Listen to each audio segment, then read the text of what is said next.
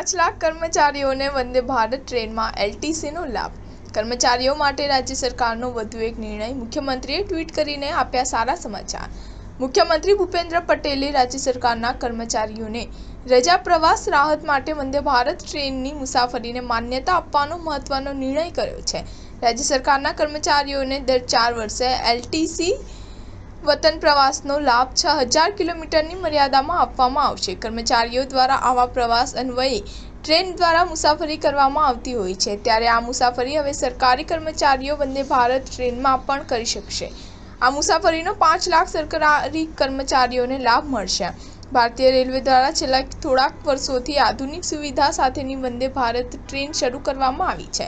રાજ્ય સરકારના કર્મચારીઓને મળતી આવી રજા પ્રવાસ રાહતમાં વંદે ભારત ટ્રેનની મુસાફરીનો સમાવેશ કરવા મુખ્યમંત્રી સમક્ષ રજૂઆત કરવામાં આવી હતી. મુખ્યમંત્રી ભૂપેન્દ્ર પટેલે કર્મચારીઓના હિતમાં ઉદાર વલણ અપનાવીને એલટીસી બ્લોક 2020-2023ની શરૂઆતથી રજા પ્રવાસ રાહત માટે વંદે ભારત ટ્રેનની મુસાફરીનો પણ સમાવેશ કરવાનો નિર્ણય કર્યો છે. રાજ્ય સરકારના 5 લાખ કર્મચારીઓને રજા પ્રવાસ રાહત દરમિયાન આ નિર્ણયનો લાભ મળશે. મુખ્યમંત્રીના દિશાદર્શનમાં નાણાં વિભાગ દ્વારા આ અંગેના ઠરાવ પ્રસિદ્ધ કરવામાં આવશે.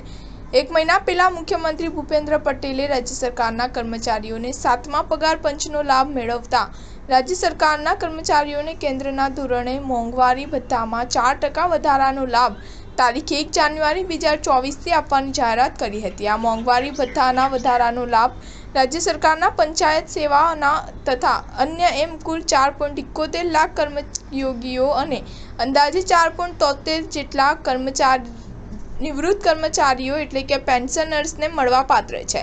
આ નિર્ણયનો લાભ 9.44 લાખ પેન્શનર્સ કર્મચારી લાભ થઈ રહ્યો છે. સ્ટાર ન્યૂઝ 7 હંમેશા સચ્ચાઈની સાથે.